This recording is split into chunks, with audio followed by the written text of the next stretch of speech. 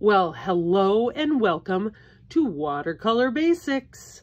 I do have a very special helper who shall appear. Hello! Here's my, okay, I've got a little guy right here that is so, no worries, there we go, ready to paint. Of course I am. Okay, all right, so here we go. So beginning brushes, just the basics of brushes. These are really nice. What did you say this one was? Based on a fork. It kind of looks like a fork.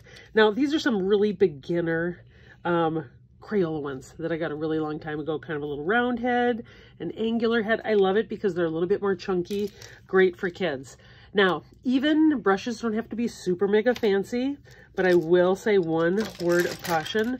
Those brushes that you get in the kits kind of like this, but like cheaper sets, these I usually give a haircut to. Okay, I just take a pair of scissors, make it a smaller, this is called a round head. Now, round heads are fantastic. You can have either both synthetic brushes or natural haired bristles.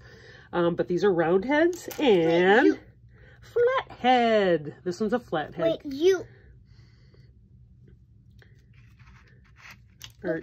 Steam.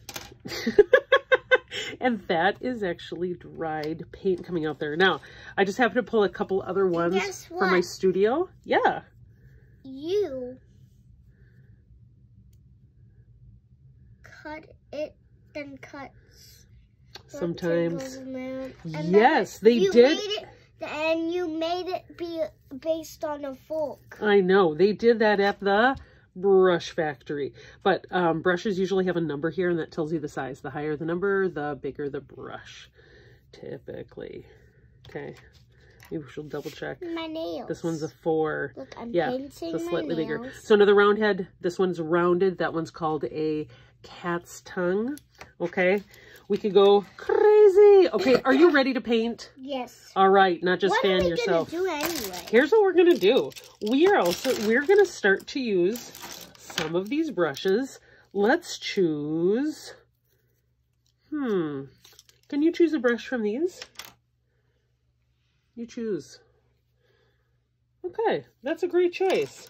All right, so I'm going to use one kind of like that. Okay, it's a round head brush. So let's go ahead. If you're right-handed, usually keep your water to the right. If you're left-handed, but we're going to meet each other in the middle. Okay, now let's do this. Go ahead, get your brush. Let's go to the pool party. Go to the pool party. Put it in there. Pool party. Now, right now, kind of the basics of watercolor, you have to get water in the paint. So choose a color. Now, when we start to paint, especially with a round head, I always tell kids to hold your brush straight up and down.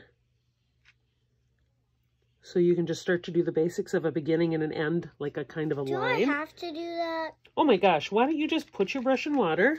What kind of lines? So is this project do whatever you want? Well, this one is, we're kind of practicing lines. Can you show me some lines? Ooh, what kind is that? Whoa. I don't know. That looks like kind of dotted. A plain line. Ooh, oh, like a plain line, like writing. How about, can you do a zigzag line?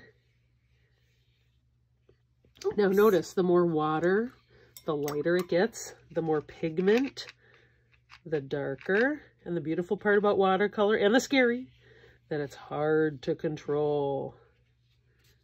Nice, nice. Okay, now, can we mix watercolors, do you think, Hugo? No. We can't? We can. We can. We actually can. So watch this. I'm going to grab a little bit of this. But look at this. Up and round and up and round. Look at, I'm going to add a little bit of water. Could we add another color to that? What do you think? I'm just adding water on this side. What do you think? Can I put in a little bit of green maybe?